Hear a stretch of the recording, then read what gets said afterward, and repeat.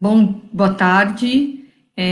Só estou fazendo um teste aqui com a Júlia para saber se está todo mundo ouvindo, se está claro a palestra, se o vídeo está ok. Tudo certo? Tá jóia, então. Então vamos começar, gente? A gente já está um pouquinho atrasado. Bom, meu nome é Silvia Nery Godoy, eu trabalho atualmente no ICMBio, Instituto Chico Mendes de Conservação da Biodiversidade, que é uma autarquia vinculada ao Ministério do Meio Ambiente. Antes de começar a palestra, eu queria agradecer imensamente o convite, né, e parabenizar o Coletivete por essa iniciativa, né, que mesmo em meio a essa pandemia toda, continua ativo esse grupo de estudo. E agradecer a Premier Pet pelo patrocínio, né, ao grupo de estudos. Então, só continuando minha apresentação, falar que eu não tenho muita intimidade, é muito estranho a gente dar uma palestra sem público, né? Então, eu quero que vocês me deem o feedback se está tudo ok ou não, e se eu der algumas perdidas, alguma coisa, der uma travada, vocês também, por favor, tenham paciência, tá bom?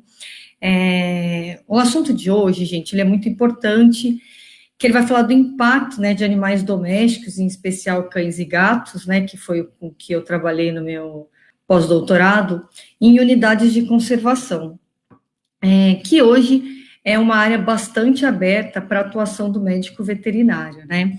Então, agora tem que ver, peraí, como que eu faço para dar o slide, porque eu gravei em PDF. Desculpa.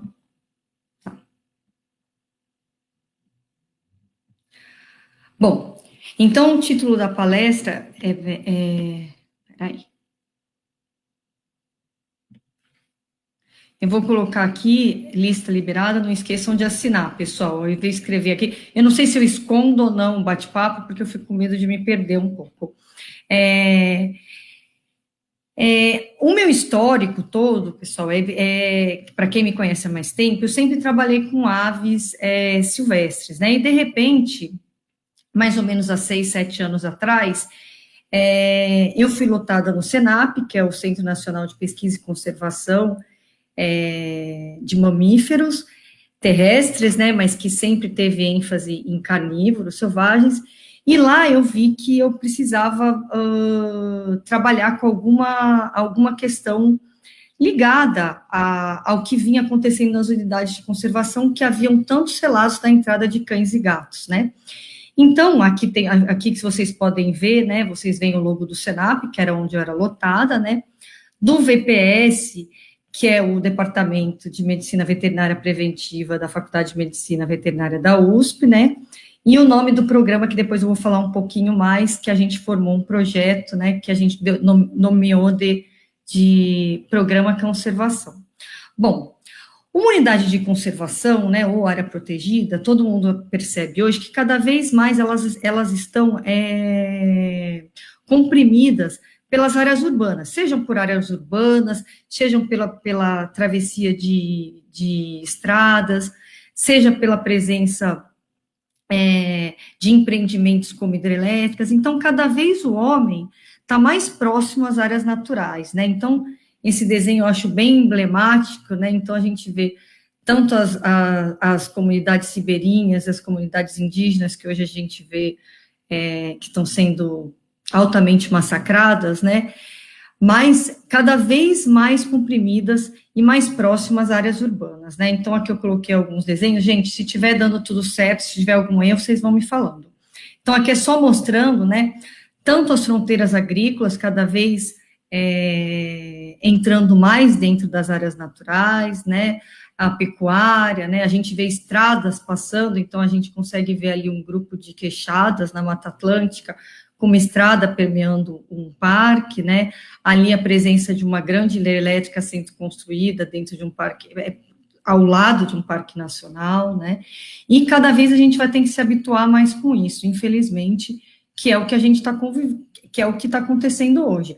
A gente tem um aumento populacional cada vez maior, né? No Brasil, a estimativa são de 210 milhões de habitantes e consumindo cada vez mais recursos, né? Então, o que a gente tem que tentar é viver da maneira mais harmônica possível, tentar arranjar algum caminho. Antes de mais nada, né, toda vez que eu apresento essa palestra, as pessoas acham que eu vou vir cheia de soluções, principalmente para a questão de cães e gatos domésticos no entorno de UC. E aqui eu mostro a problemática da presença de cães e gatos no entorno de UC, mas eu apresento um monte de problema que eu mesma não sei a solução, né? Então, eu até convido, é um convite a quem se animar a mostrar o quanto a gente tem que pensar, o quanto a gente tem que estudar os dois lados da moeda, né? Da pessoa, do proprietário rural que mora lá e se cria um UC do lado, da pessoa que tem direito de ter um cão e gato, e do animal silvestre que já estava lá há tanto tempo, né? Então, aqui é mostrando uma foto bem emblemática, né? Da cidade invadindo as áreas naturais. E quando eu tenho cidade invadindo a área natural, consequentemente, eu tenho o quê? Eu tenho esgoto, eu tenho lixo, eu tenho, consequentemente,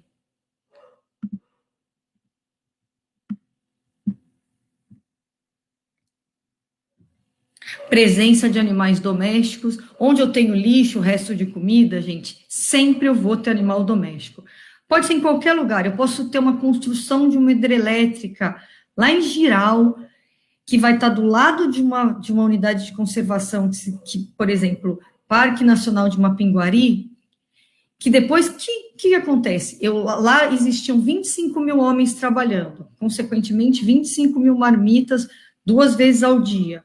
Imagina aquela resto de alimentação, próximo a uma cidade, todo dia tinha resto de alimentação. Com isso, foi chamando a presença de animais domésticos.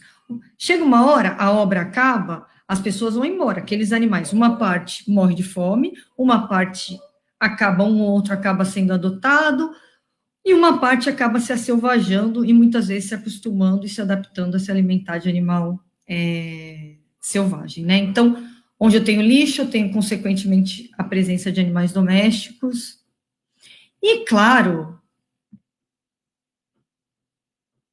que muitas vezes, e na maioria delas bem intencionada, eu tenho a presença de gente que vai lá ajudar os animais domésticos, dá comida, dá água, vacina, muitas vezes, remédio, e aquela população vai crescendo. Claro que aquela pessoa sempre é bem intencionada. Essa população vai crescendo e vai se mantendo no entorno da UC, e eu estou achando que aqueles animais estão saudáveis, que bom, não. Muitas vezes, esses animais acabam entrando na UC e acabam, então, causando os impactos que eu vou conversar um pouquinho com vocês, né?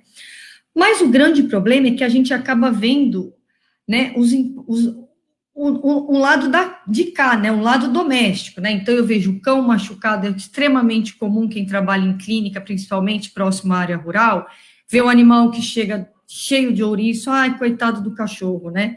Mas nunca ninguém fala coitado do ouriço, né? Porque normalmente o ouriço nem viveu, né? Esse cão de baixo era um cão lá de Mapinguari que tinha sido atacado por um coati, ou ele atacou o coati. O que aconteceu com o coati, não faço ideia, né? Todo um monte de proprietário vem falar comigo, eu fiquei tão bonitinho, meu gato traz um presentinho para mim, né? Um coelhinho, um hamsterzinho, né? E ninguém pensa do lado silvestre, né? O que aconteceu, né? Imagina, um cão desse aqui de baixo, como um pitbull, imagina o estrago que ele não pode fazer a um animal selvagem, né? E aí a gente tem o que a gente normalmente não vê, né? Os animais que morrem, que normalmente ficam ali a carcaça no meio da Mata Atlântica, da Amazônia, qualquer área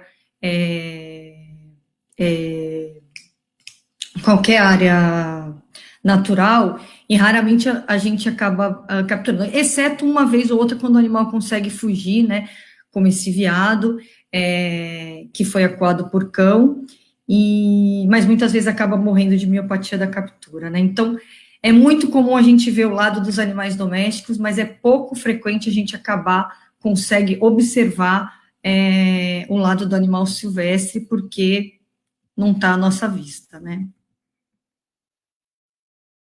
Então, o que a gente. Mas mesmo quando eu vou observar o lado do animal silvestre, o que eu consigo ver?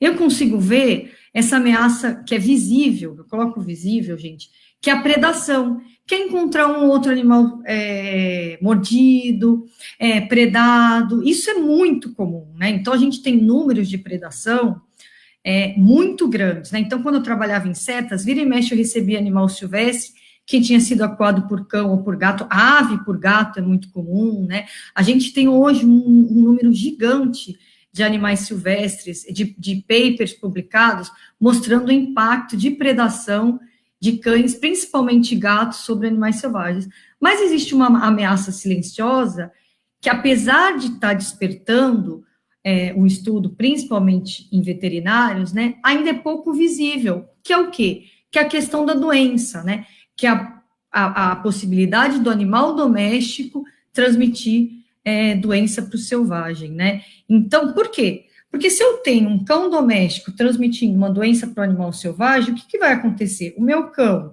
que eu moro ali numa área urbana, rural, ele entra ali, transmite sinomose, transmite parvovirose, qualquer outra doença, ele volta para minha casa. Se porventura aquele animal silvestre foi capaz de ter contato com a doença, desenvolver, o agente foi capaz de se desenvolver naquele hospedeiro, e o animal silvestre morreu, qual a possibilidade de eu achar esse animal, gente?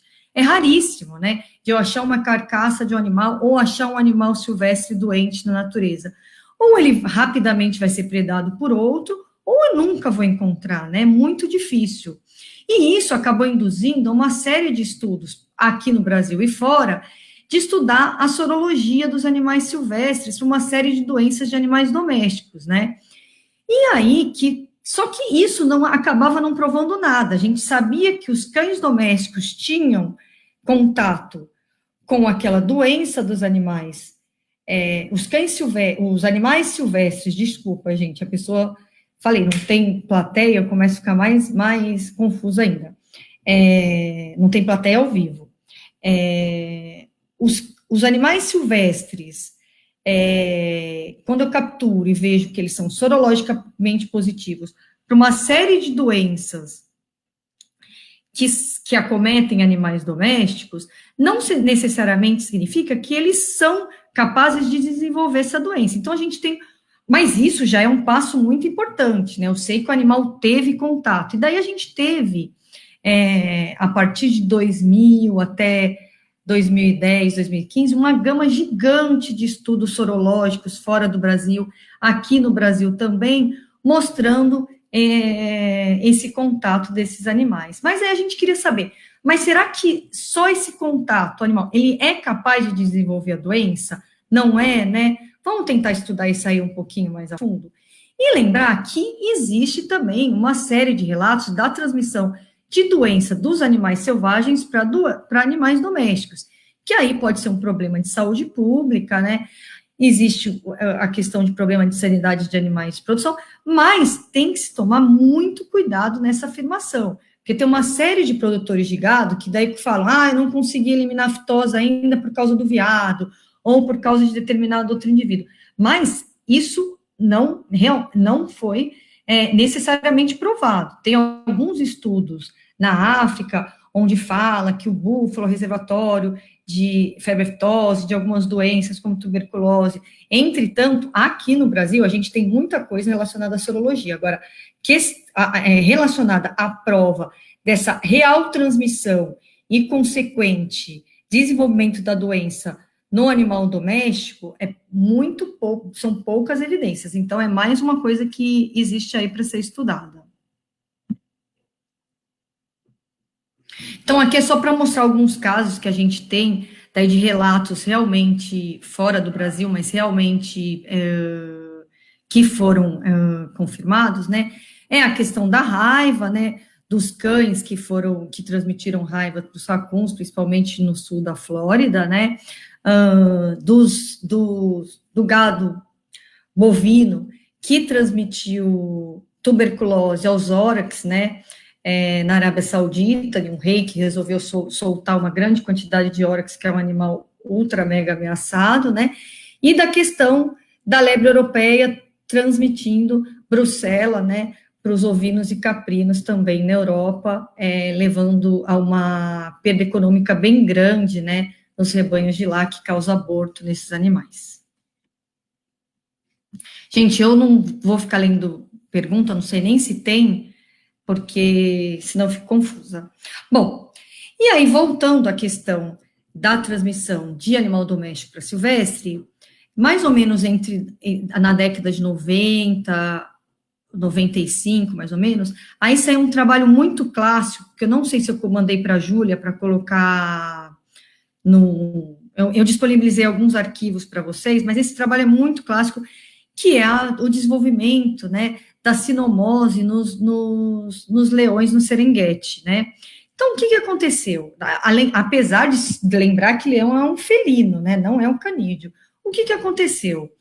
Havia uma série de comunidades, né, no Serengeti, comunidades agrícolas, né, que viviam ali de subsistência, e alguns leões, principalmente animais velhos, animais machucados, começaram inicialmente a se alimentar dos cães domésticos, porque viram que era mais fácil dessas comunidades.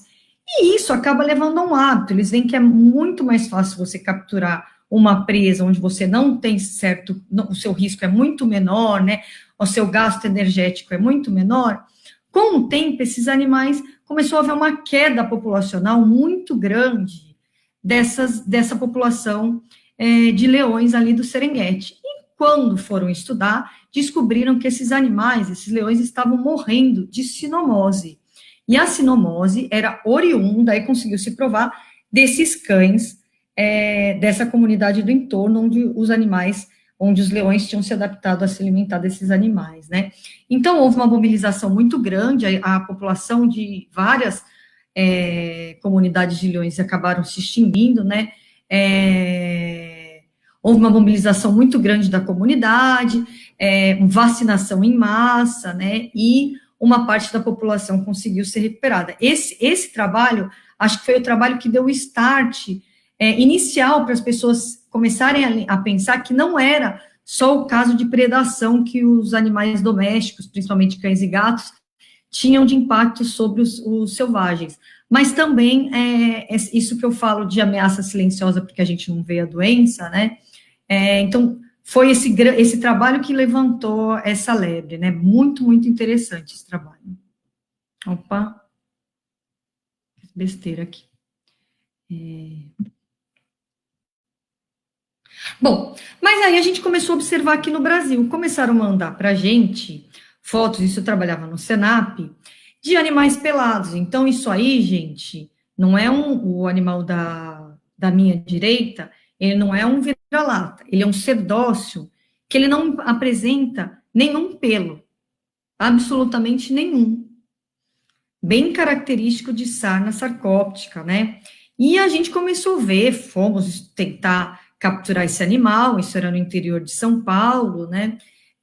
Vimos que tinha uma série de animais abandonados ali no entorno. O Cerdócio tusk, que é essa raposinha, né? Que é essa espécie de cachorro do mato, ela vive em área aberta, em área periurbana, né? Então muitas vezes ela come lixo, né? É muito fácil ela ter contato com cão doméstico. E aí vem um outro trabalho que ficou bem conhecido, que é do Edson Lima e do Rodrigo Jorge, que foi que eles conseguiram verificar a presença de sarna sarcóptica em cachorro do mato vinagre. É um cachorro super ameaçado de extinção, e os cachorros, gente, estavam vindo a óbito de tão contaminados que eles estavam com sarna sarcóptica. Normalmente, uma série de veterinários e biólogos, eles acabam falando que a gente nunca deve interferir ou fazer manejo na natureza, mas essa espécie era tão ameaçada que houve, então, para vocês verem, então, do lado esquerdo são dois animais, né, com colar, né, que os animais foram aparelhados com colar, né, com dois espeotos, né, com 2 cachorros vinagres, e do seu lado direito são 2 animais inteirinhos com sarna sarcóptica, gente, oriunda também de animal doméstico. Esse é um animal que ele vive intocado, então, mais fácil ainda ele se contaminar com a sarna sarcóptica, né, porque é um ambiente muito fácil do ácaro permanecer. Então, eu também acho que eu passei esse trabalho para a Júlia, depois ela mostra para vocês. E tinham animais tão debilitados que os animais acabaram vindo a óbito de tão contaminados com a sarna que eles, de tão infestados, desculpa, com sarna que eles estavam, né? Bom, eu tô falando, né, de cão e gato doméstico, né? Mas a gente tem que pensar que cão e gato doméstico, cão e gato doméstico, dentro de unidade de conservação, eu posso tratar como uma espécie exótica, né? Porque quando eu falo de espécie exótica invasora, que a IUCN considera a segunda maior causa de extinção de espécie, a gente só pensa em javali, mexilhão dourado, coral-sol, búfalo, né, a chatina. Mas não, se eu pensar o cão e o gato doméstico fora ali, dentro, competindo, dentro de uma unidade de conservação ou de uma área natural, né? Quando eu falo unidade de conservação, é muito porque eu trabalho num órgão, uma autarquia que faz a gestão das unidades de conservação, mas nem todas as áreas naturais estão dentro de unidade de conservação, né? Então, um cão e um gato doméstico dentro de numa área natural, eu considero ele também uma espécie exótica invasora, né? Ele está lá, não necessariamente, mas uma espécie exótica que está lá competindo, podendo transmitir doença, podendo predar outros indivíduos que são naturalmente daquela área. Bom, né, daí começou a aparecer vários casos aqui no Brasil, né, aqui sumiu o título, eu transformei em PDF, sumiu, né, então, em Ilha Grande, principalmente em ilhas no Brasil, né, Fernando de Noronha, Ilha Grande, começou a aparecer relatos e relatos de uma grande quantidade de cães e gatos domésticos ali, e, consequentemente, biólogos, principalmente, que estudavam a mastofauna deste lugar, começaram a perceber que esses animais começavam a aparecer, quando eles estudavam armadilhas fotográficas ou tomahawk, começaram a ver que esses animais estavam aparecendo mais nas armadilhas fotográficas do que os outros mamíferos que eles estavam acostumados, ou eram mais apreendidos em armadilhas em tomahawk do que outros animais que eles queriam capturar. Né? Então, aqui só falando um pouquinho de gato, né? Claro, hoje eu estava falando com a Rosana, com a Rosângela, desculpa, da World Animal Protection, né? Para perguntar da onde a gente tira, né? Que a gente tem 600 milhões de gatos no mundo, né? Só me fala uma coisa, Júlia, eu tenho até que horas para falar? Só escreve aqui para eu saber. A gente estima, né, o mundo, estima-se que existem 600 milhões, tá bom, estima-se que tem 600 milhões de gatos no mundo, contando gato para consumo na Ásia, contando gato asilvajado, gato domesticado, né, só nos Estados Unidos, eu sempre coloco Estados Unidos, porque normalmente as estimativas lá são melhores, são 75 milhões, e no Brasil estima-se 22 milhões. Porém, algumas estimativas falam que tem 30 milhões de cães e gatos abandonados no Brasil, mas depois eu falo sobre isso. E 10 milhões de gatos abandonados, né? E muitos presentes em UCs, né? Então, alguns estudos, né? Aí começou, porque o gato, gente, ele aparece menos em armadilha fotográfica, é mais silenciosa ameaça do que até o cão, né? Não só na questão da doença, mas na questão de visualização. É muito mais difícil, quando eu estou andando numa unidade de conservação, eu me deparar com um gato doméstico do que com um cão. O cão faz barulho, o cão geralmente aparece na armadilha fotográfica, o gato é muito mais silencioso, muito mais medroso, muito mais elegante para andar na mata, né? Então, só um estudo, né, nos Estados Unidos, de 2013, ou seja, antigo, revelou que só de pássaro, gente, os gatos domésticos, eles eliminam cerca de 2,4 milhões por ano. Ou seja, eles abatem cerca de 2,4 bilhões por ano. Vai estar disponível, Flávio. Não era para eu ler, mas vai estar disponível. Na Inglaterra, fizeram outro estudo que um gato estima-se, fizeram uma estimativa, uma modelagem, mas bem simplificada, considerando que ele mata 11 animais a cada 6 meses, que não é verdade, a gente sabe que eu tenho um monte de amiga que tem gato, pelo menos os gatos delas, eles matam uma quantidade muito maior do que 11 gatos a cada 11 animais a cada 6 meses. Isso eu estou considerando tudo, gente.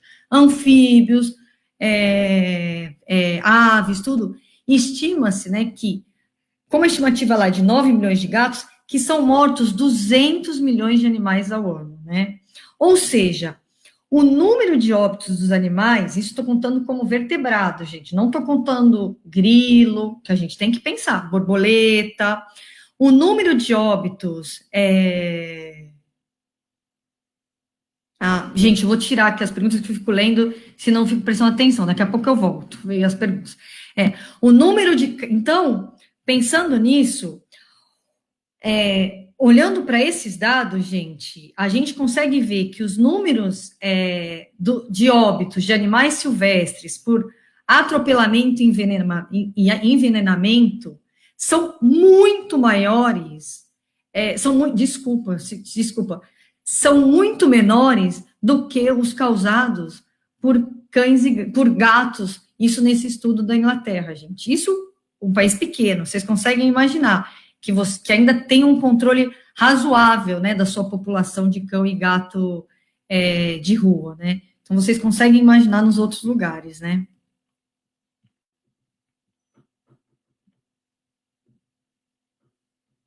Bom, aí começou e aí eu tô só mostrando aqui, né? Coloco esse livro aqui que eu coloco A Guerra dos Gatos, né?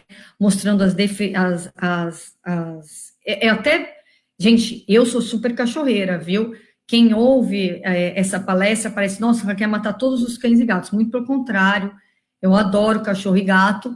Inclusive, toda a equipe do projeto, que depois eu vou mostrar, fala que todo mundo é meio cachorreiro, mas todo mundo sabe, tem a real noção dos impactos que eles causam, né? Então, aqui falam esse livro fala das consequências devastadoras, inclusive dá vários exemplos de gatos, principalmente em ilhas, que devastaram espécies, gente, espécies que ocorriam só em determinada ilha, que eram endêmicas de determinadas ilhas, que foram totalmente exterminadas, né?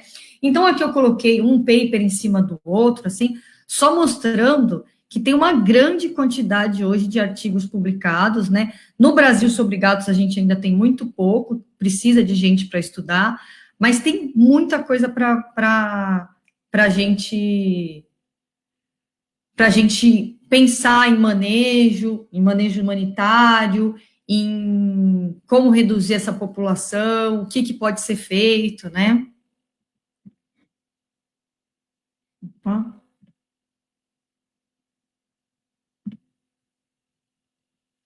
Bom, aí eu vou falar um pouquinho mais de cães, gente, que é o que eu me dediquei no meu pós-doc. A estimativa também é de 900 milhões de cães no mundo, né? São estimativas, falando com a Rosângela Dor de Animal Protection, estimativas assim, meio furadas, né? Pensando em tudo: animal para consumo, animal de rua. É aquela coisa que eu falo que a gente tem aquele jargão. Cada 10 animais capturados para o tráfico, só um sobrevive. Pelo amor de Deus, eu acho horrível o tráfico, mas eu não sei de onde também tirar essa estimativa, eu queria saber.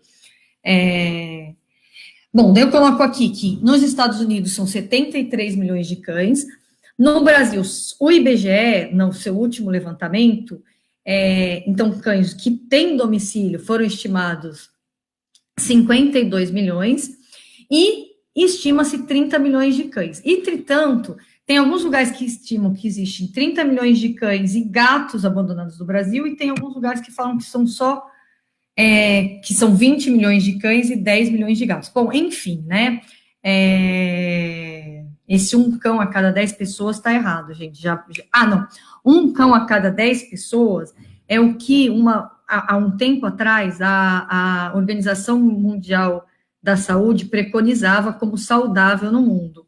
E a gente já passou isso faz tempo. Há um tempinho atrás, vocês devem lembrar, que quando saiu a pesquisa do IBGE, saiu em vários jornais, Brasil tem mais cachorros de estimação do que crianças, né? Então, cerca de 44% dos domicílios têm cães, o que equivale a mais de 52 milhões de animais, e crianças, né, de 0 a 14 anos eram 45 milhões. Então, só para mostrar que, em relação à questão de idade, o número de cães de até 14 anos, a gente tem um número maior de cães do que de crianças.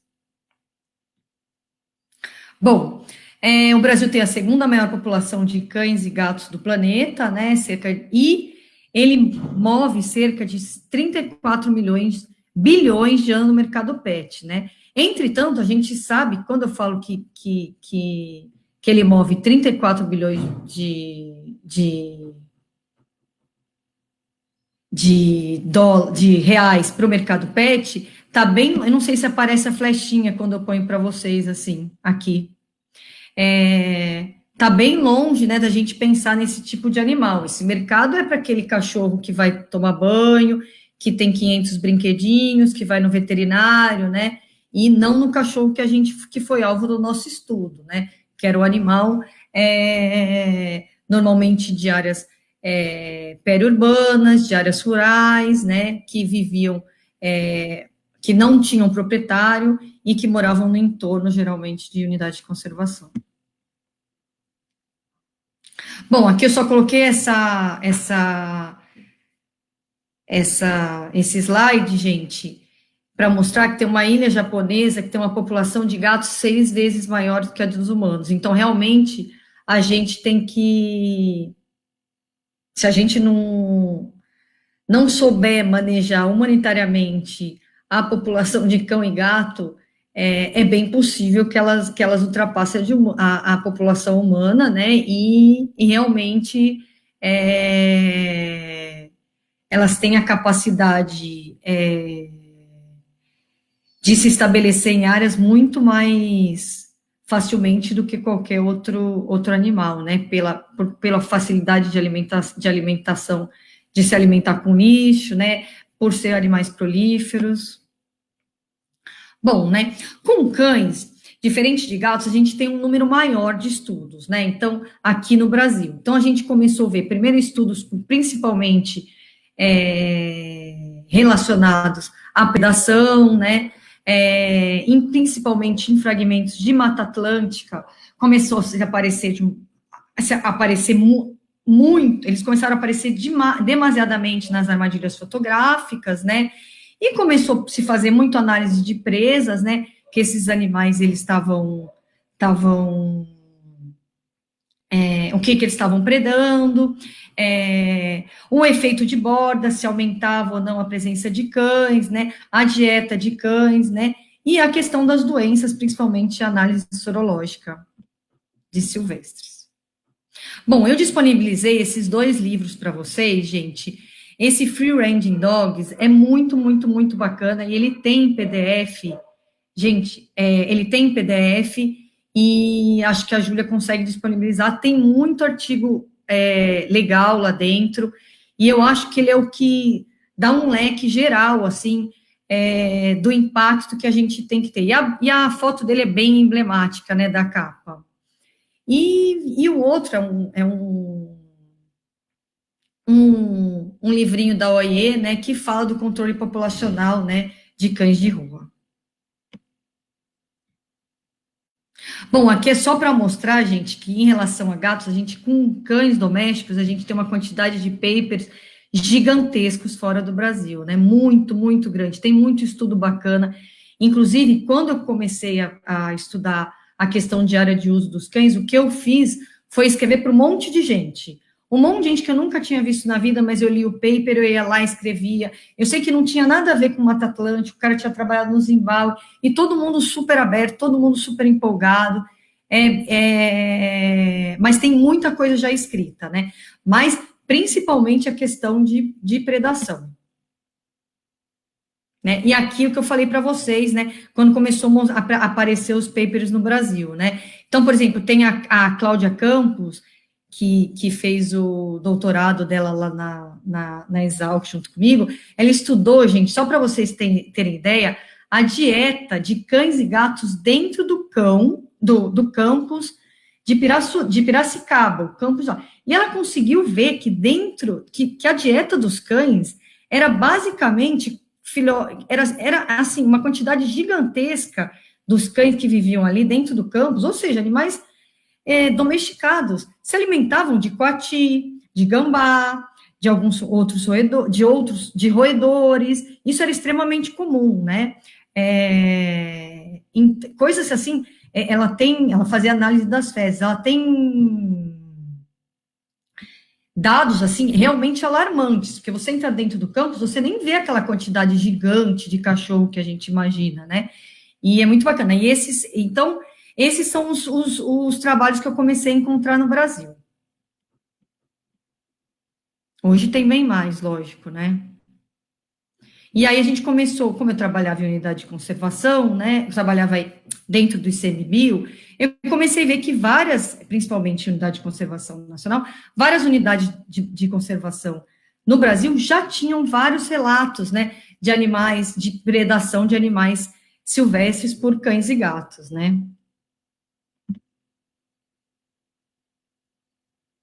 E aí, como eu trabalhava no Senap, eu comecei a ver que meus colegas que estudavam onça parda, onça pintada, ariranha, eles achavam sempre a presença de cães domésticos, como eu falei, gato é muito mais difícil, nas suas armadilhas fotográficas. Esses cães, gente, são da Lilian, esses cães foram encontrados nas armadilhas fotográficas da Lilian Bongiorni, que estudava onça parda ali na Serra da Cantareira, né? Então, tinha uma quantidade gigante.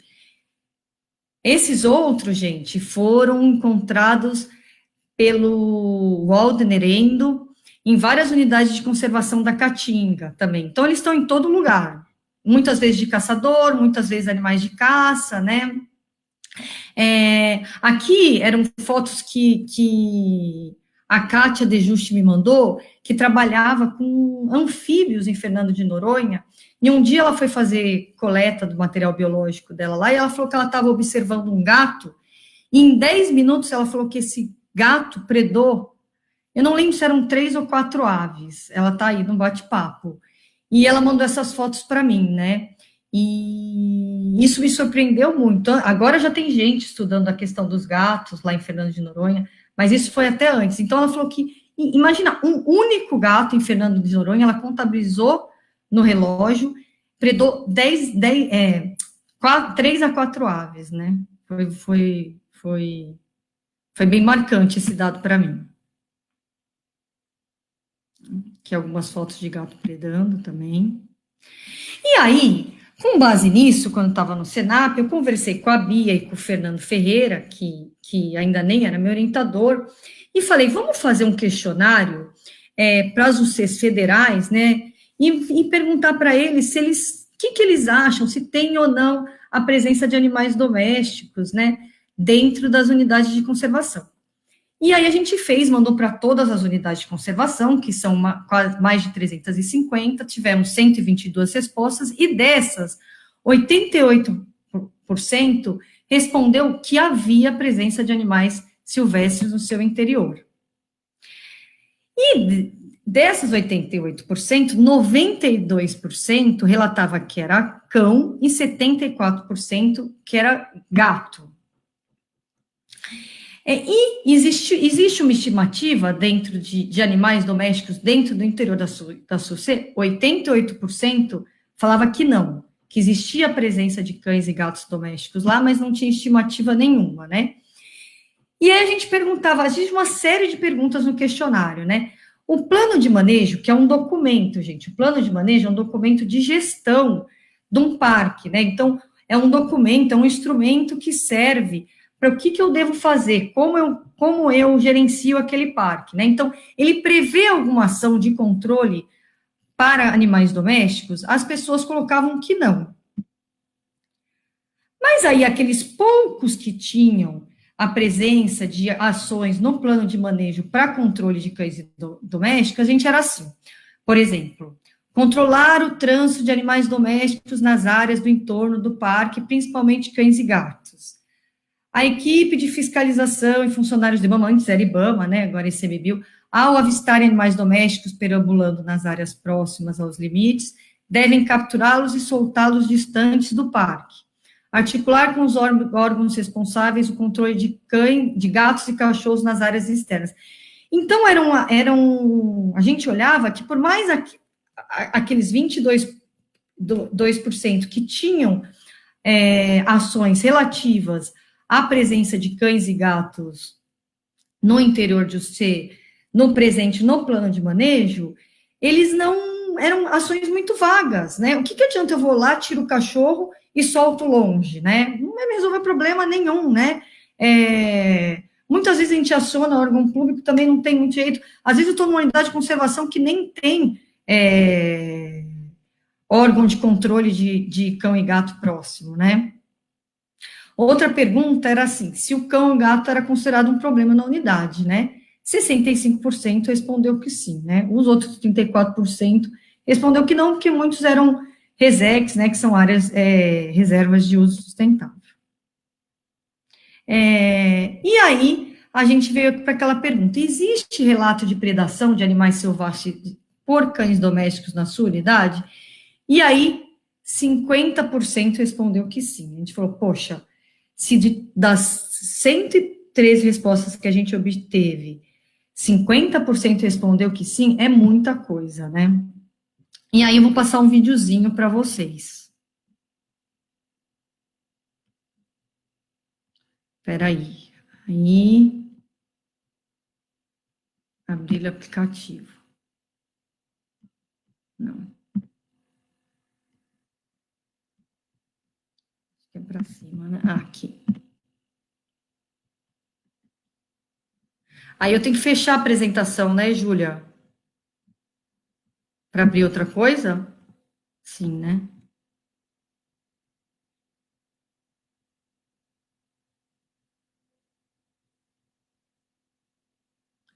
Então, eu estou aqui onde eu fiz o...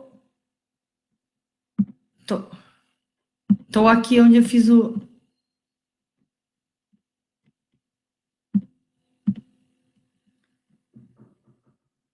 Tô no 39, peraí.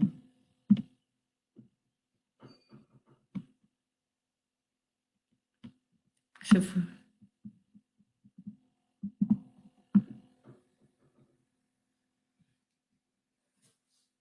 E aí eu vou passar um videozinho para vocês que o Senap, quando eu estava no Senap, apareceu do pessoal que trabalhava com onça aqui na Serra do Mar. É uma anta passando, né? Não sei se vocês viram. Tá chovendo, a anta voltando. E aí eu consigo ver um monte de cachorro. Isso, gente, podem ver, normalmente quando os cães vão ficando acelvajados, eles vão ficando melânicos e todos da mesma cor, pequenos. E isso, gente, esses cães com certeza eram acelvajados, eram cães pequenos.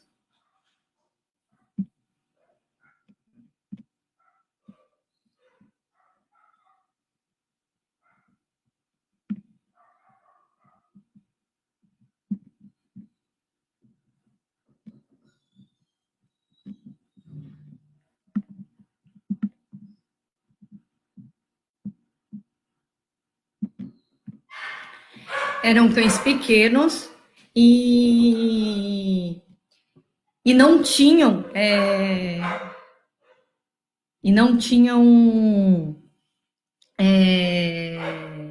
estavam muito longe de qualquer área urbana, né? Então isso acabou acarretando a gente pensar, poxa, esses animais, além de causar esse impacto próximo às áreas urbanas, possivelmente tem muito cachorro se acelvajando. E aí, baseado nisso, gente, desculpa a pergunta, vocês estão ouvindo um latido aí? É porque eu juro que eu prendi todos os meus cachorros, mas tem uns que estão fazendo escândalo. Eu vou tomar uma atitude, peraí, gente, desculpa, pelo amor de Deus.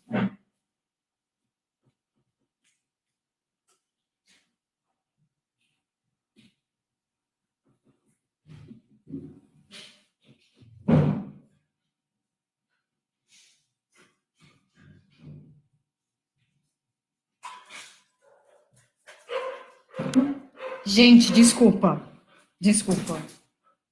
E, e aí, me desconcentrei aqui.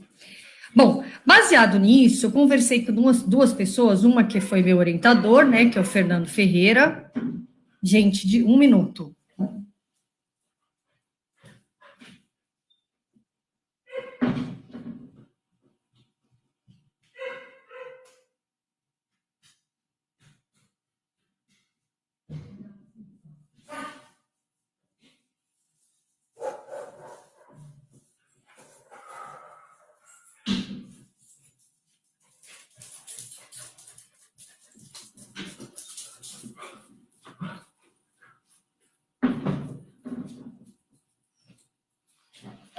Gente, eu tentei fazer uma palestra normal, né, mas não deu certo, desculpa. Bom, voltando, perdão. Bom, baseado em todos esses fatos, né, eu conversei com o Fernando Ferreira, né, foi meu professor na veterinária, e eu trabalhava com a Beatriz Baisel lá no Senap, que há muitos anos era pesquisadora também do Parque Estadual Carlos Botelho. E ela vinha relatando que era uma das pessoas que vinha encontrando a presença de cães e gatos domésticos, principalmente cães, né, nas armadilhas fotográficas que ela utilizava no grid dela para encontrar onça, né? E a gente conversando, a gente falou, vamos tentar montar um projeto, né, onde a gente tente abranger a questão de armadilhas fotográficas, a questão de doenças, a questão de tentar abranger a comunidade, o pessoal do parque. A Bia conhece há muito tempo o parque, né? O professor Fernando já tinha orientado muito muita gente na questão de epidemiologia de animais silvestres, né? Foi aí então que a gente uniu o Senap, né? Que eu trabalhava, o VPS, que é o Departamento de Medicina Veterinária Preventiva da USP, e a gente daí que resolveu montar esse programa que chamava Programa Conservação, e usamos de piloto o Parque Estadual Carlos Botelho, onde a Bia já trabalhava.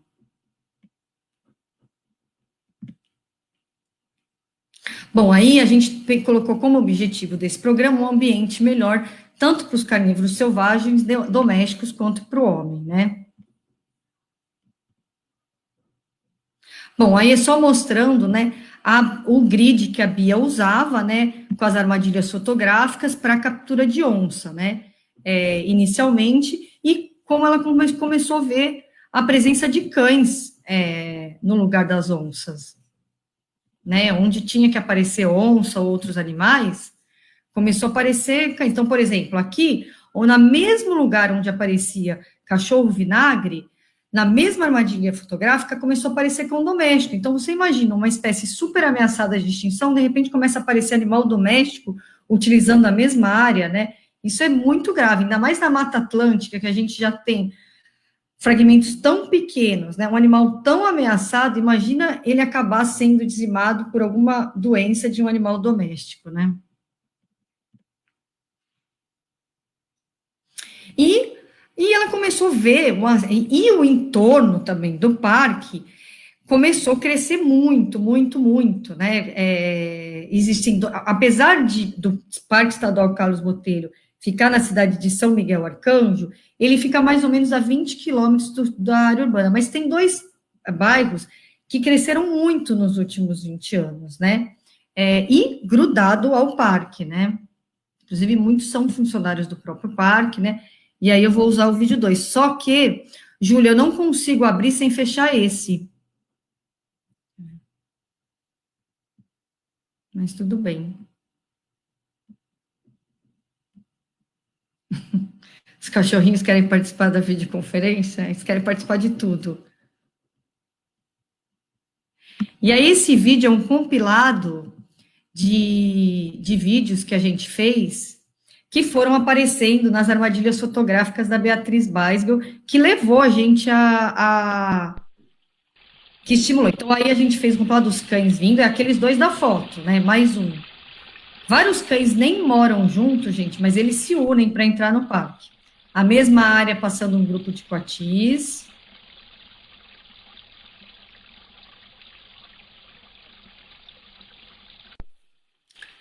Mais um cachorro, né? perdido, procurando o bando, o Mirara, um grupo de queixadas, tudo na mesma armadilha fotográfica, gente, não é montagem, não. Pode ver que é a mesma área. Claro que a sequência não é essa, né? A gente fez para ser uma coisa didática, né? Dois lobinhos, mais dois cachorros domésticos,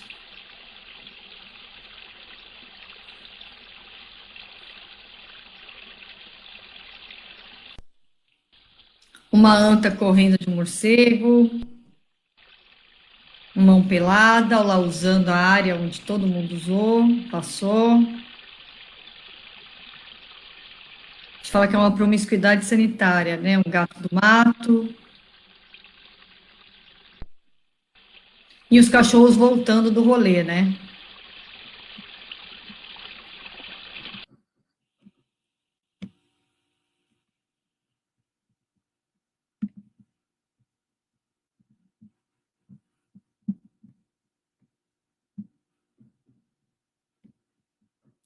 Ah, é ruim eu ficar abrindo, né? E fechando, mas.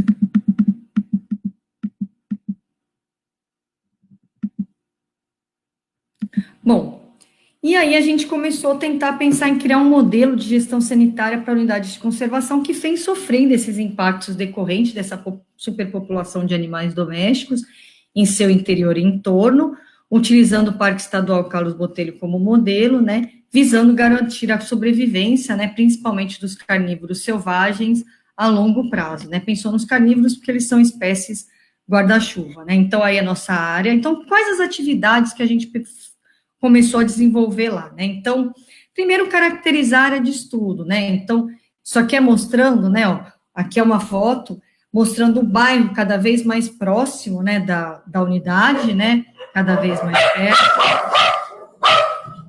Gente, que coisa que eu não tenho domínio.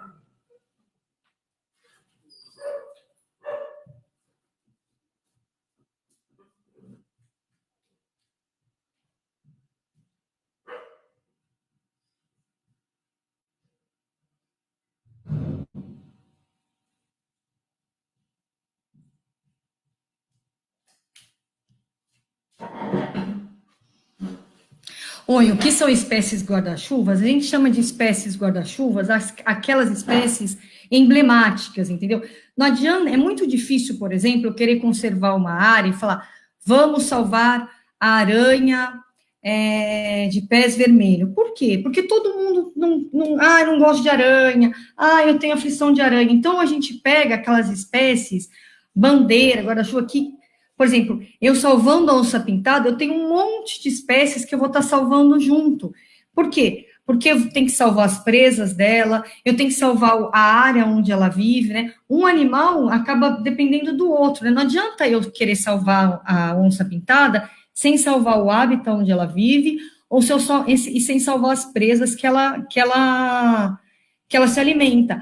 Mas é muito mais fácil eu usar a onça pintada como emblema para fazer uma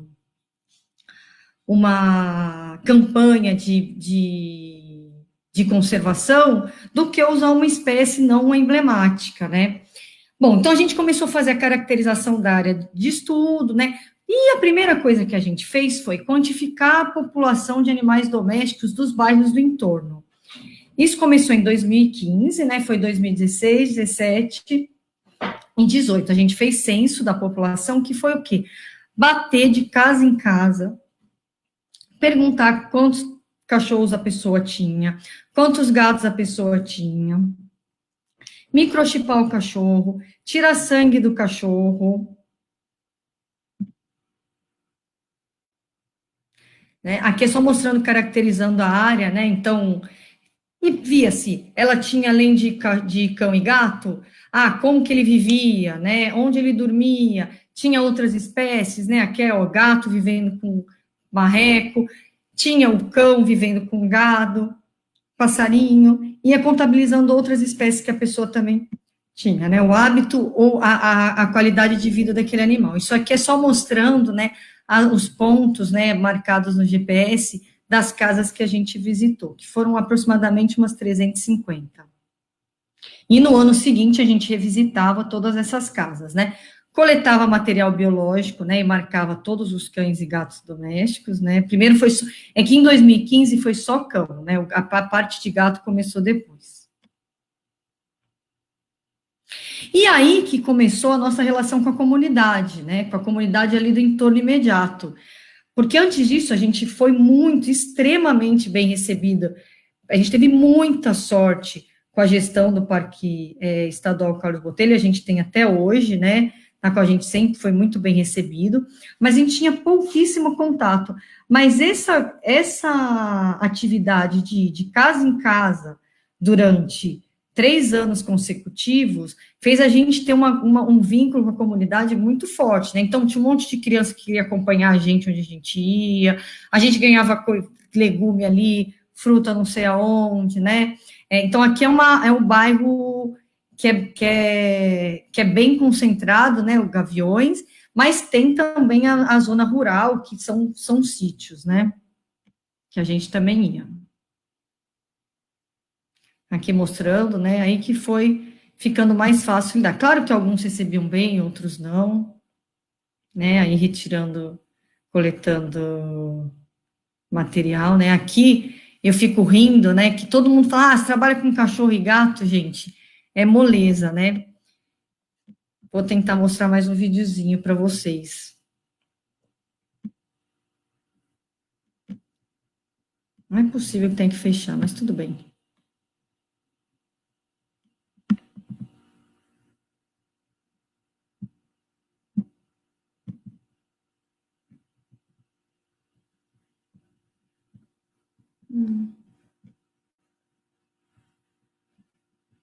Como está escrito que o vídeo 3 está fazendo. Não.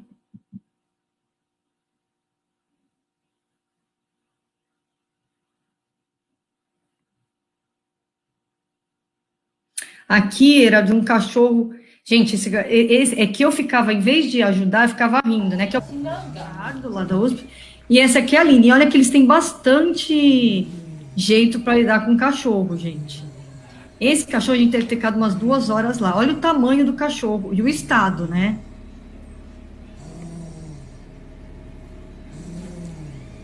Foi bem mais fácil pegar Irara, qualquer coisa, do que pegar esse cachorro. Era um.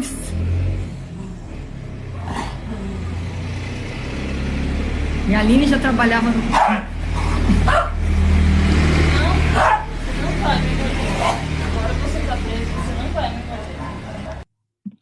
Então, só para mostrar para vocês que às vezes as pessoas falam, ah, vocês estão trabalhando só com cão doméstico, é muito mais fácil, né? Que não é, não é bem assim.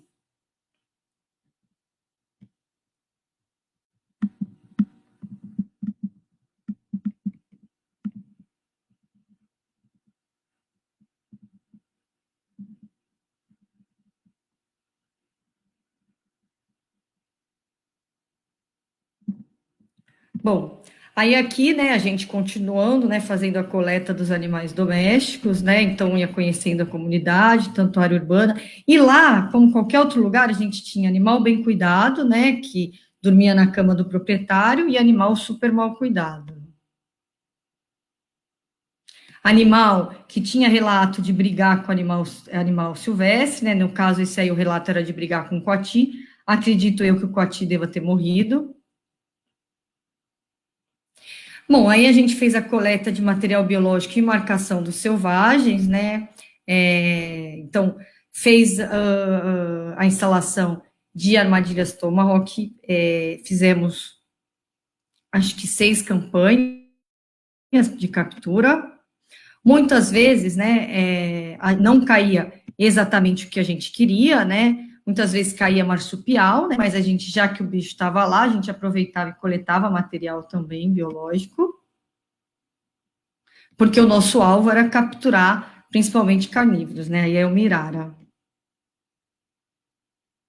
Então, além do sangue, fezes, muitas vezes a gente tenta fazer a busca ativa de ectoparasitas também.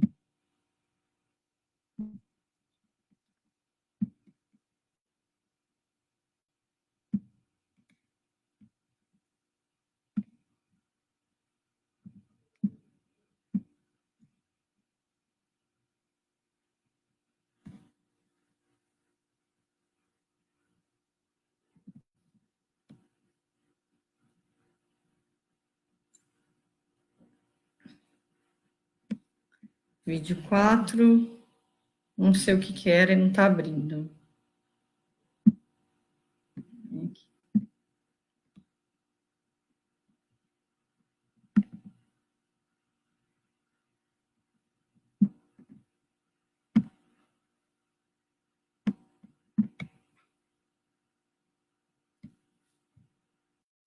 Aí, olha o grande problema. Isso aqui, gente, peraí. Não pode ver nada.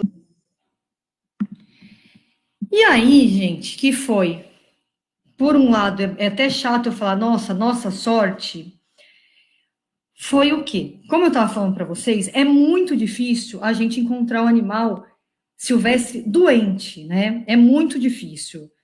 O animal silvestre doente vivo em vida livre, né? É muito mais fácil a gente encontrar carcaça já muito deteriorada, o animal está doente ter sido comido, né? Então, é difícil a gente ter aquele animal em viremia por algum agente infeccioso, né? Mas a gente, entre aspas, deu sorte que a gente conseguiu, durante uma das campanhas, na verdade, uma das campanhas, depois a gente teve que ir lá buscar, né? Olha, durante uma das campanhas apareceu um lobinho, depois apareceu um que, bom, os 3 lobinhos do nosso projeto que apareceram com sintomas neurológicos, os 3 foram positivos, tanto no PCR quanto no exame direto, para sinomose. Então, a gente conseguiu dar um passo além daquela história de ficar só na sorologia, né? E pudemos fazer análise de histopatológico também. Entretanto, gente, todos esses animais chegaram vivos em condições assim péssimas, né? E a gente acabou optando pela eutanásia desses animais, né? Então, esses vídeos que eu vou mostrar para vocês são horríveis, né? Mas só para mostrar a presença de sintomas que a gente vê clássicos em cães domésticos com sinomose, em Cerdócio tus, que é o cachorro do mato, né? E outra coisa, tem que ficar preso, não é gaiola assim, tem que ficar fechado, não pode ver nada, né? Uhum. Vocês não reparem nos comentários, Ontem não abriu nada, aqui ele ficou sozinho mesmo, né? Não, hoje que tem gente, se vocês quiserem botar um plasticão aqui, eu acho que já melhora a vida dele. Ele tá com o focinho machucado aqui também. Não, ele tá bem mal mesmo. Opa, Eu acho que isso aqui é um carro de papel, né?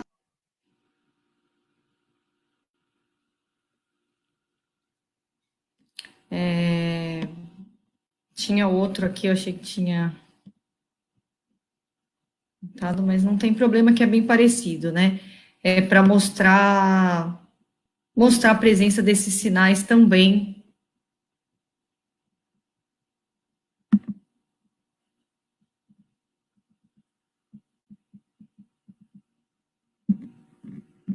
Também nesses animais, né? E a gente pegou depois.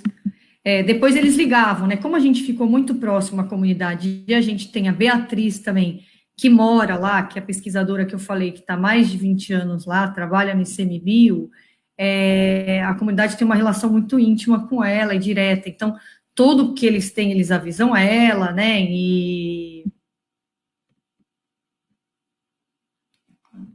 Era bom, enfim. Bom, depois desse material todo coletado, né, a gente vai para, primeiro faz a análise de campo, a análise do material todos os dias à noite, do material que coletou, né, em laboratório lá dentro do próprio parque, né.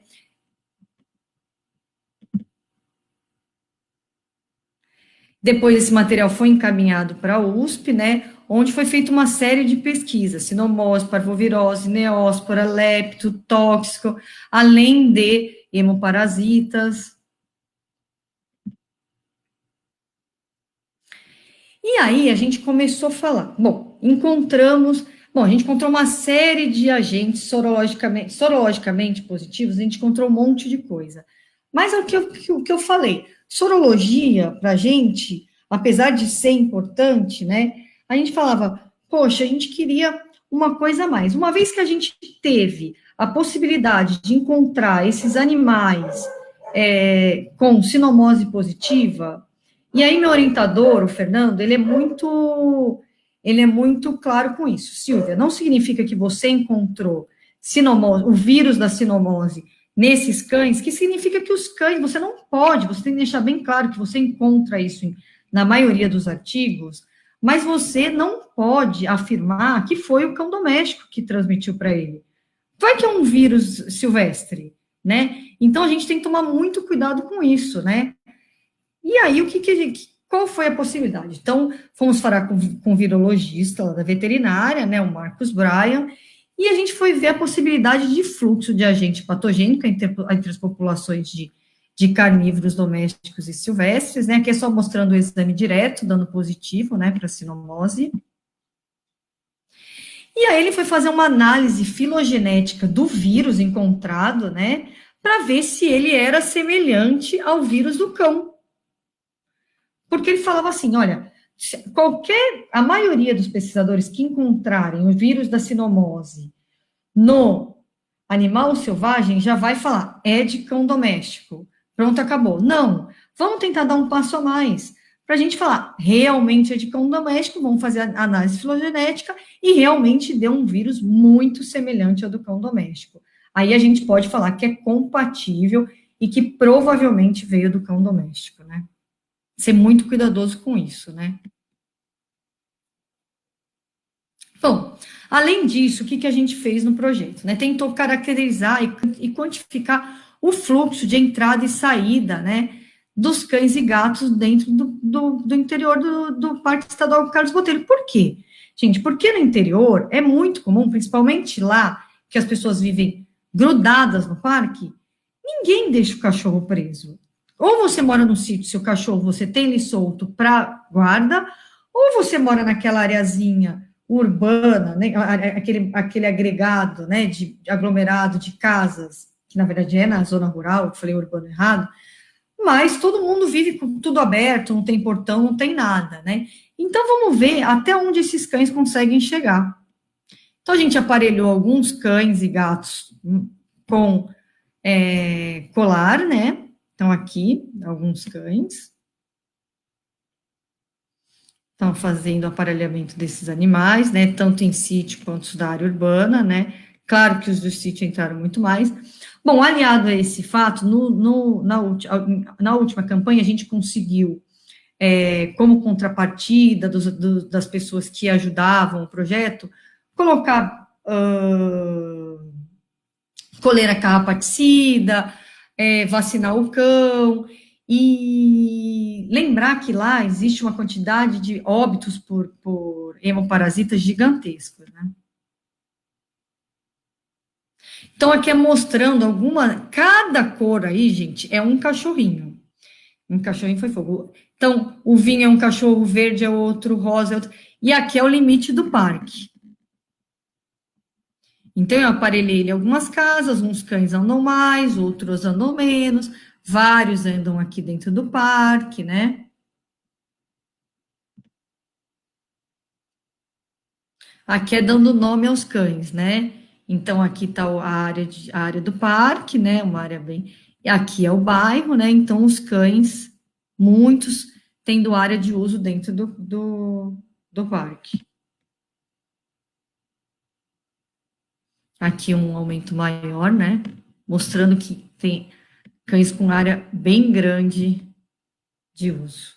Aqui é só mostrando, né, a gente colocou a área em metro quadrado, né, que houve, gente, a gente fez 2 cálculos de área de vida, né, pelo menor polígono convexo, né, e pelo método de de kennel. E aí, a gente conseguiu ver áreas muito distintas de cães, mesmo que residiam tanto em área rural quanto urbana, eles diferenciavam muito sua área de vida, né? Então, tinham animais que andavam 5 hectares, tinham animais que chegavam a andar até 20 hectares, né? E existindo uma diferença muito grande, mesmo animal sendo aqueles animais de sítio. Alguns não saíam praticamente do sítio, e outros, que eram das áreas urbanas, a gente conseguia ver que iam até o parque e voltavam. Aqui é só mostrando, né, os mapas que a gente fez, né, dos cães, né, da área de uso dos cães dentro do parque, né. Aqui é dos gatos, né, gatos foram apenas 5 aparelhados, né, mas foi com um colar bem mais sensível, muito bom da Alotec, né, mostrando. No caso dos gatos, também não foram pegos só gatos domiciliados, né? E aqui mostrando também a área de vida, né? De 1 a 12 hectares, né? A média, né? Então, também varia muito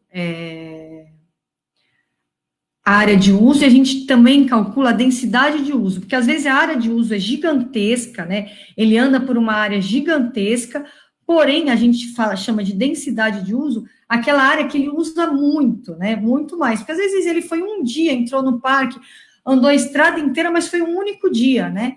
A densidade de uso é a área que ele mais habitualmente usa, né? Onde ele fica a sua maior parte do tempo, né?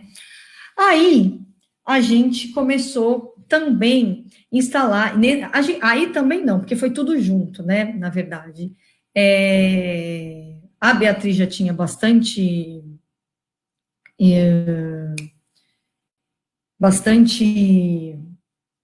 experiência em armadilhagem fotográfica, né, a gente falou, vamos mudar as armadilhas fotográficas de lugar, vamos tentar colocar elas no entorno, nos limites do parque, né, em vez de colocar naquele seu grid de onça, né, vamos tentar colocá-las no limite do parque estadual, né, para ver o que a gente encontra. Só que quando eu vou trabalhar com armadilha fotográfica, gente, a armadilha fotográfica, quando você coloca no modo vídeo, tudo que se mexe, ela grava, né? Então, todo mundo acha super legal quando a gente vem e mostra um videozinho assim. Imagina que é um sonho, né? Que você vai passar o seu dia.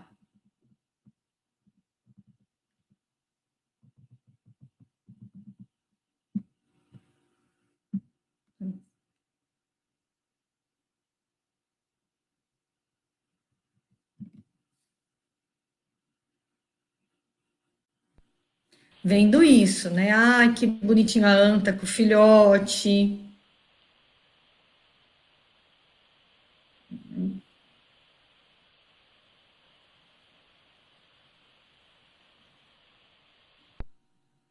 Uma onça parda passando, né? Todo mundo fala, ai, que legal, né?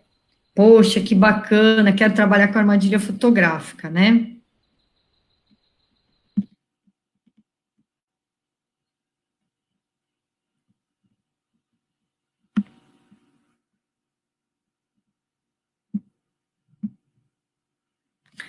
Mas na vida real, gente, quando você vai trabalhar com armadilha fotográfica, a gente grava, são gravados milhares de vídeos, a maioria, gente, é um capim se mexendo, é um passarinho que você não tá, que resolve mexer na sua armadilha fotográfica, ou que resolve fazer ninho, então fica gravando 3 meses o passarinho, ou uma macaco, uma ave, fazendo ninho em frente à sua armadilha fotográfica. Então, totalmente fora do que, só que você tem que ter a paciência, como Beatriz Bairro tem, de assistir todos os vídeos, né? Então, aqui eu vou mostrar que era o que a gente realmente procurava, né? Então, mas isso, gente, a gente achou vendo, né? Principalmente esse crédito à Beatriz, milhares e milhares de vídeos.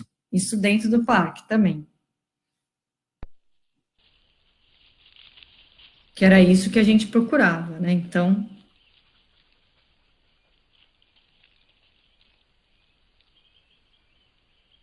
fazendo cocô, né, deixando lá algum outro higiênico, se tiver. Tem que olhar com atenção, porque às vezes dá sono. Você começa a ver milhares, daí você acha que não tem nada, quando você começa a ver, ó. Aí, tem que prestar atenção, porque passa às vezes muito rápido. Isso tudo a gente vai contando para o nosso estudo, né? À noite, o bicho passando. Não sei se tem mais.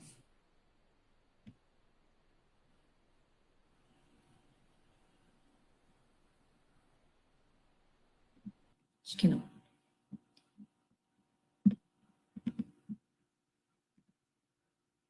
Gente, eu falo demais, viu? Deram oportunidade, eu não paro de falar. Super prolixa.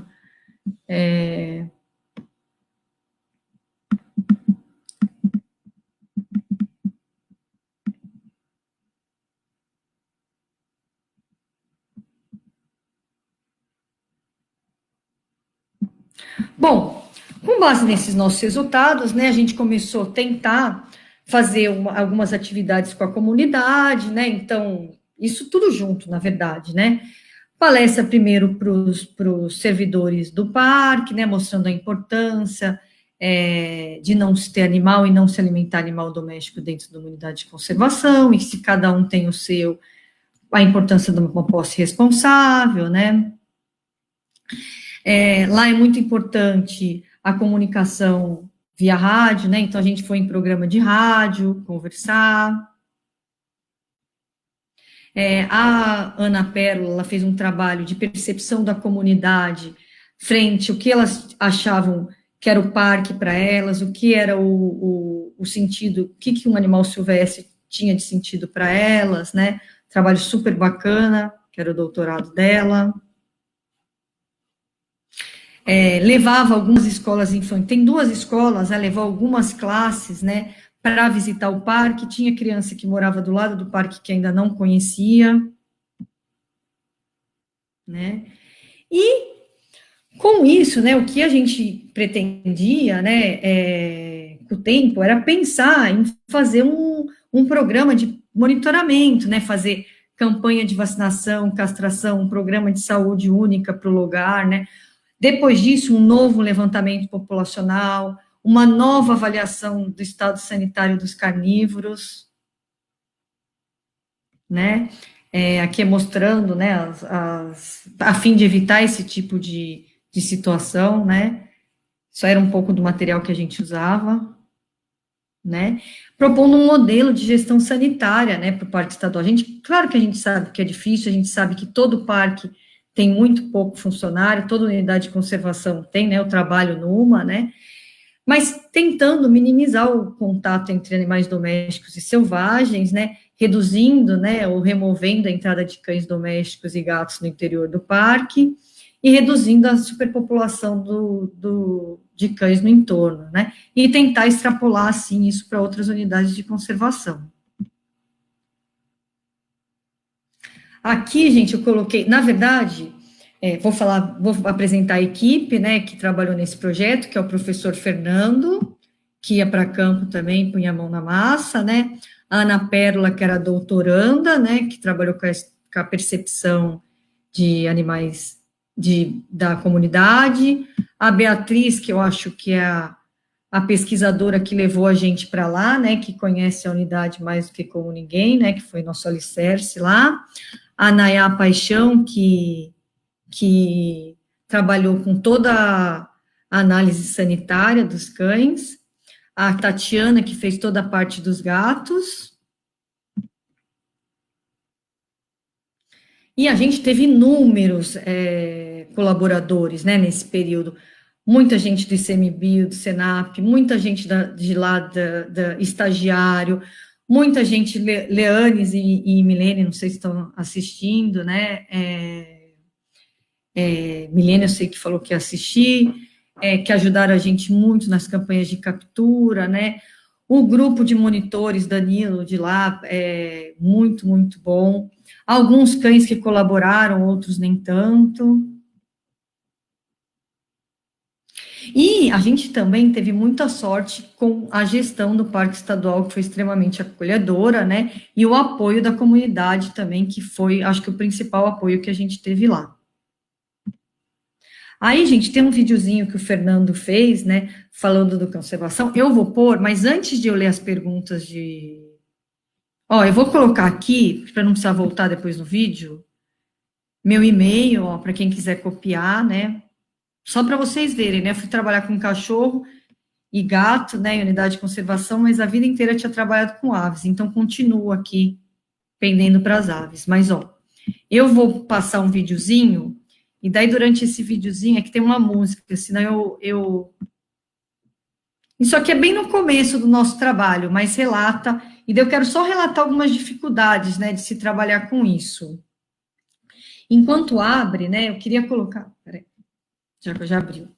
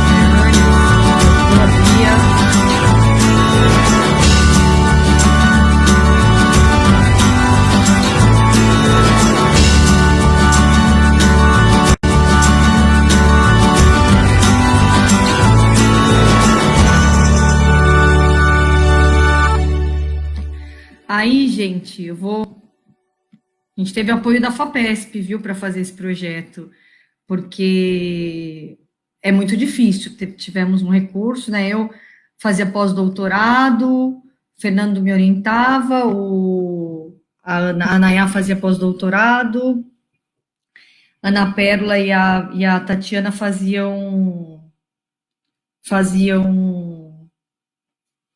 doutorado. Aí, gente, eu vou colocar aqui no modo perguntas, espera aí. Tá. Só que aí, gente, é o que eu falo, eu apresentei tudo isso, eu não lembro onde é o modo perguntas, tá? Você me ensina, Júlia, onde é o modo perguntas, que eu esqueci.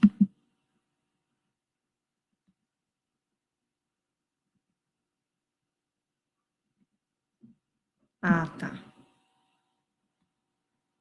Exibir lista de perguntas. Ninguém perguntou nada.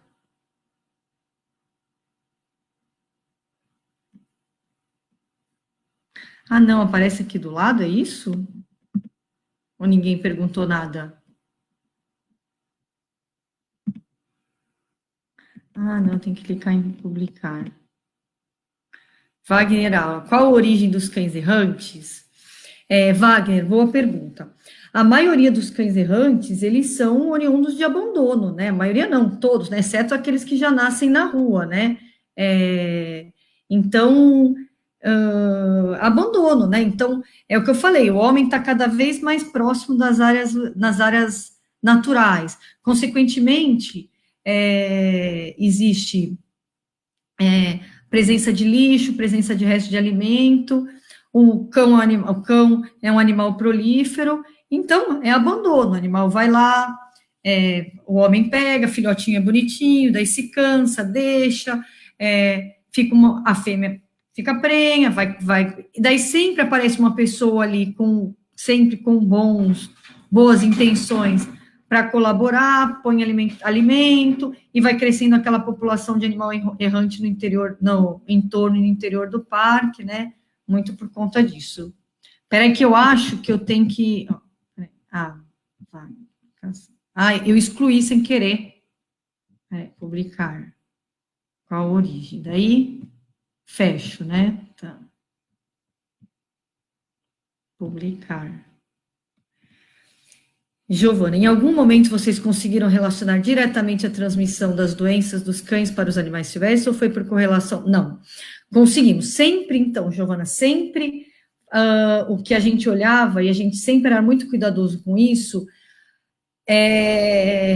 porque a gente queria provar que era transmitida propriamente pelos cães. Vamos parar de culpar o cão por eles ocuparem a mesma área ou pelos animais silvestres serem sorologicamente positivos.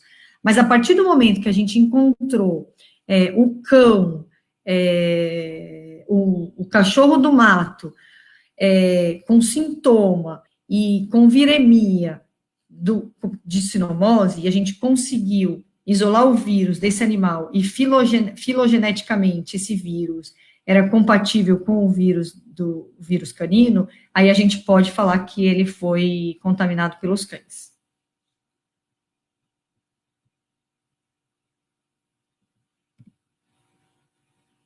Quais são as redes sociais? Tem programa Conservação no Facebook, Conservação, e tem uma página que eu vou ter que passar porque tem um finalzinho que eu não sei, eu vou passar para a Júlia depois, eu não sei falar direito, olha que vergonha, né?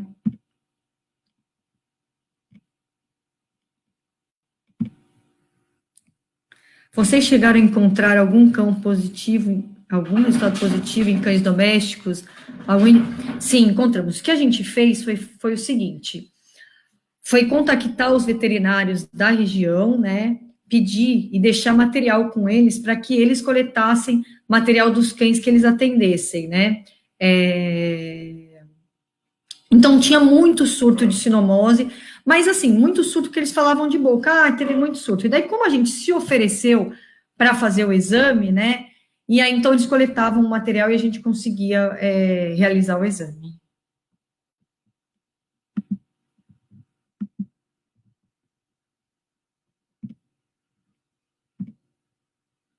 Projetos de educação ambiental que vocês realizaram, surgiu o efeito esperado, Pamela Ferreira? Eu não sei te dizer. A gente nunca consegue saber. O projeto de educação, agora eu trabalho aqui em Alcatraz, a gente está tentando desenvolver um plano de educação ambiental para cá. É muito difícil saber se o projeto teve efeito ou não, porque eu tenho que medir isso. E para eu medir isso, eu tenho que fazer isso no decorrer de anos, né? Aquelas crianças que eu sensibilizei, será que vai ter algum efeito ou não, né? Eu só vou saber depois de anos. A gente fez ações, atividades de educação ambiental, né? Lá, eu não posso te dizer se elas foram efetivas sem medir elas no decorrer do tempo. Então, não sei te responder isso.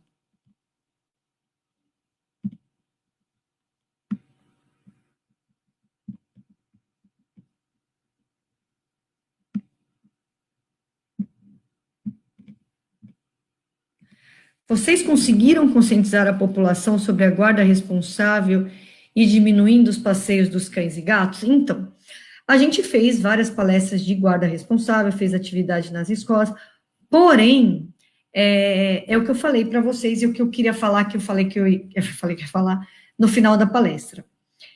Lá, os cães vivem soltos. É muito comum.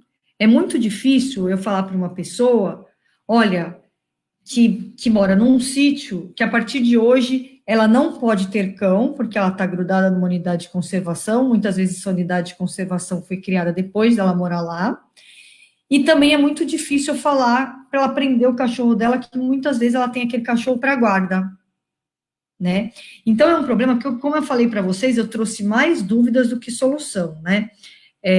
Quando a gente começa a fazer esses trabalhos com a comunidade, muitas vezes a comunidade espera um monte de solução da gente que a gente não tem, né? E muitas vezes soluções até fora do nosso controle, né? Então eles imaginam a gente como agentes públicos. Muitas vezes a gente recebe um monte de demandas que está totalmente fora do nosso controle, né? Eles não veem mais a gente como pesquisador, né?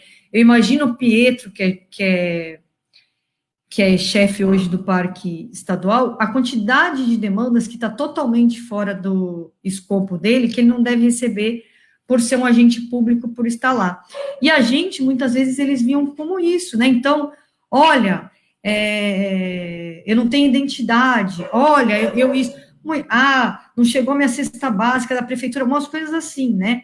E a mesma coisa em relação aos cães, né?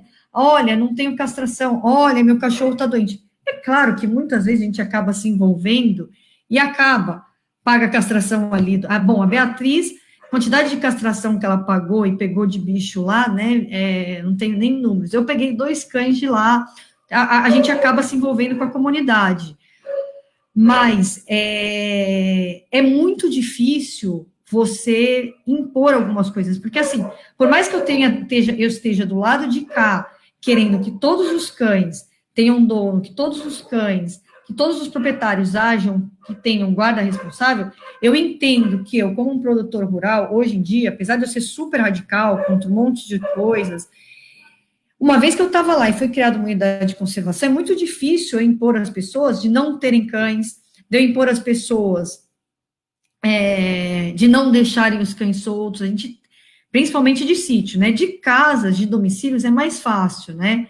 A gente tenta fazer e não foi medido se teve efetividade as nossas atividades. Eu acho que pouca, né? Porque acho que teria que ter tido continuidade, eu espero que tenha. Mas então a gente tem que muitas vezes pesar os dois lados, coisa que eu nunca pesei, sempre eu fiz sempre só do lado dos bichos, tudo, mas hoje a gente tem que olhar que a gente tem que pensar num balanço, porque uma vez que eu não penso, que eu brigo com aquele proprietário, que ele não está mantendo o cão dele preso, o que ele faz? O primeiro animal silvestre que aparece na propriedade dele, ele vai lá dar um tiro, essa mala que está vindo aqui proteger bichinho, cheio de problema, né? Então, você sempre tem que aliar a população para o seu lado, né? Então, muitas coisas, gente, infelizmente, o poder público tem que arcar, vão tentar fazer tampão de vacinação, campanha de castração, a Secretaria do Meio Ambiente começou um trabalho bem bacana lá no entorno, depois desse aparecimento desses animais com sinomose, né? Desculpa se perdi essa informação. Castração desses cães e gatos entrou no projeto? No projeto, não. Como houve a Hélia como nossa colaboradora durante o projeto, depois do projeto, ela começou ela encampou uma campanha bem bacana de castração ali no entorno, né? E aí, que agora, infelizmente, né, teve que ser interrompida por conta da quarentena, né? E ela tenta, né, a Hélia Piedade, ela tenta que a Secretaria do Meio Ambiente invista as campanhas de castração no entorno de unidades de conservação, Secretaria do Meio Ambiente de São Paulo. E o que a gente queria tentar é fazer a gestão, junto com várias unidades junto a várias secretarias estaduais, que têm programas de castração, que não são muitas, né, no Brasil, que priorizassem o entorno dessas unidades de conservação. Só que, infelizmente, a gente também tem que levar em consideração que muitas áreas rurais, assim, principalmente áreas no norte, nordeste, a expectativa de vida de um cão, gente, ela se assemelha, às vezes, a uma expectativa de vida de um cão numa área urbana, na África. Então, 1,5, 2, 3 anos, né? Então, você pensa que uma campanha de castração, então, vai surtir pouquíssimos efeitos, né? Então, eu vou sempre ter aquela taxa de renovação. Os animais vão, se proliferam, aí você faz a campanha de castração, não resolve muito, porque o animal morre muito rápido, né? É muito. Mesmo em Carlos Botelho, a expectativa de vida deles era baixa, existia uma taxa de renovação muito alta. Então, cada área precisa ser estudada de maneira diferente, tratada de maneira diferente, né? Foi bem explicado o conteúdo. Obrigada. Sou meio enrolada, mas agradeço. Poderia disponibilizar seu e-mail novamente? Poderia. Peraí, como que eu escrevo aqui? Não sei se, não sei se é do Facebook ou do. Júlia, você escreve meu e-mail para eles? Eu não consigo escrever, que é silvianerigodoy@gmail.com. Não tenho Facebook, gente. O projeto tem, mas eu não tenho.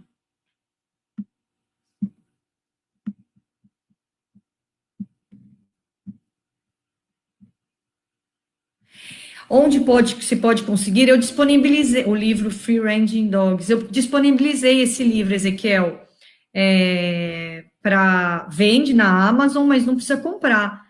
Eu disponibilizei em PDF. A Júlia acho que deve passar para vocês.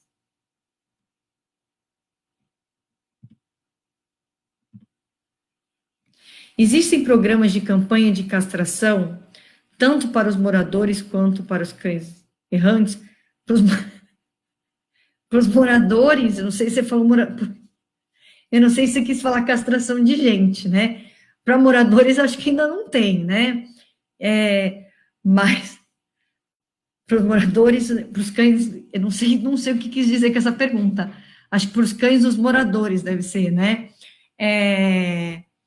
Então, a Secretaria do Meio Ambiente entrou com esse programa, né? Para os cães dos moradores. Para os cães errantes, ainda não tem. Lá esse programa, né?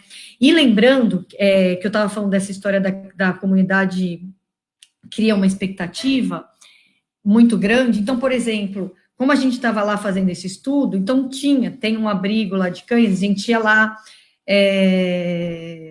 Então, se criava uma expectativa da gente fazer alguma coisa naquele abrigo, né? E a gente nem tinha condições, nem era nosso alvo de estudo, né? Então, isso é bem complexo quando se vai trabalhar com a comunidade, né? Tem que tomar muito cuidado. Mas os moradores estão sendo contemplados com a campanha de castração de cães e gatos da Secretaria do Meio Ambiente.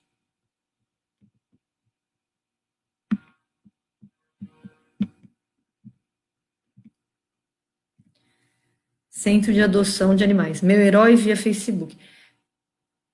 No caso de um manejo preventivo, qual seria o melhor caminho, considerando, inclusive, que os animais semi-domiciliados também têm grande impacto no problema?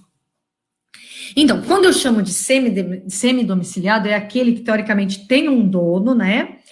E, na verdade, lá, era o principal caso, era isso, o animal tinha um domicílio, mas vivia solto, né? Então, aquele animal que tem um responsável, é mais fácil lidar do que aquele animal que eu mostrei ali na Serra do Mar, que, correndo atrás de anta, aquele lá eu tenho que capturar, gente, o que vou fazer com aquele animal asselvajado que eu vou capturar, isso é uma outra história, e eu não trabalhei com cão asselvajado, eu trabalhei com cão semidomiciliado, na qual eu consigo ter um responsável. Então, você consegue conversar sobre castração, você consegue conversar sobre as hipóteses, a possibilidade de tentar manter o animal mais domiciliado, você consegue conversar sobre se você sabe se o cão caça ou não, né? Então, esses animais ainda existe a possibilidade de se castrar nesse lugar que eu estou falando que vale a pena a castração, né? Lembrar que tem outros lugares que tem que ser pensado, outros modelos de manejo, porque a castração não faz muito efeito, uma vez que a expectativa dos cães é muito baixa.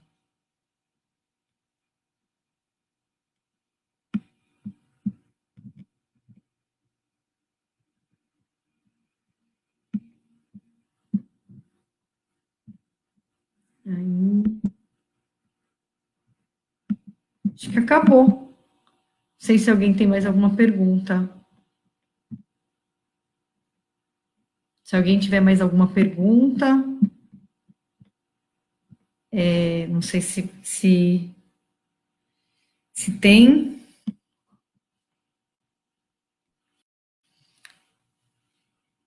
Acho que não, né? Bom, gente, se não tiver mais nenhuma pergunta, deixa eu ver se a Júlia tem alguma mensagem aqui para mim.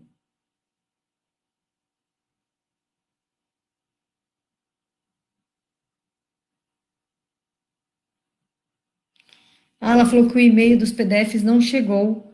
Eu envio já novamente. Não foi golpe, não, Júlia. Eu envio.